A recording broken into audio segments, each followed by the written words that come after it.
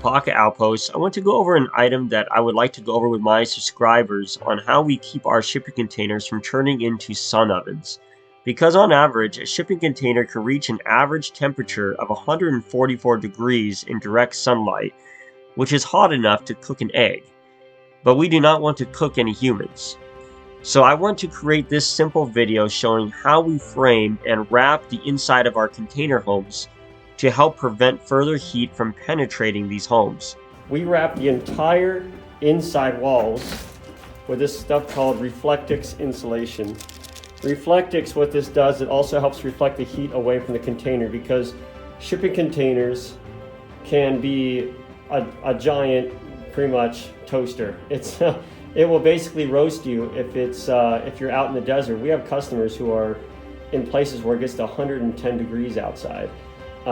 So what we want to do is we want to make sure we block as much heat as possible. So not only do we have it on our walls, but we put the Reflectix on the ceiling. So as I walk down here, you can see all the Reflectix in the ceiling that we have. So we wrap this the best we can to make sure that we prevent the heat from getting in. So if I put my hand behind the Reflectix, it's going to be really warm actually with the metal on the container. So that's what we do to help prevent any major heat from getting into our shipping containers, is with the Reflectix insulation. And including in the floor, actually let me go over to the floor in the back. So here we have our floor, and what we do with the floor here is we have our Reflectix on the bottom, just like we have wrapped around our walls, because we want this Reflectix wrapped around like a blanket around the entire shipping container to prevent any major heat from roasting your house. And then what we're going to do is we also put this foam board in our floor, which is just typical foam board. Actually, here's some of the bottom here that we get at Home Depot.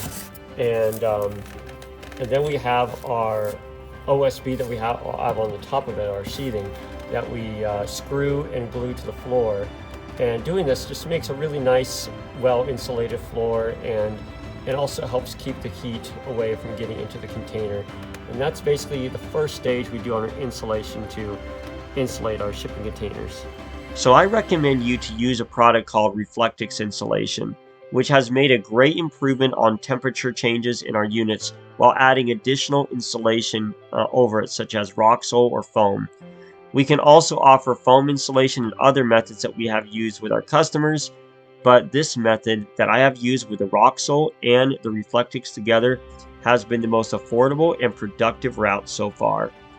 You can also find the Reflectix insulation at your local Home Depot or Lowe's while you're ready to cover the inside of your container to ensure the heat will not penetrate your container home.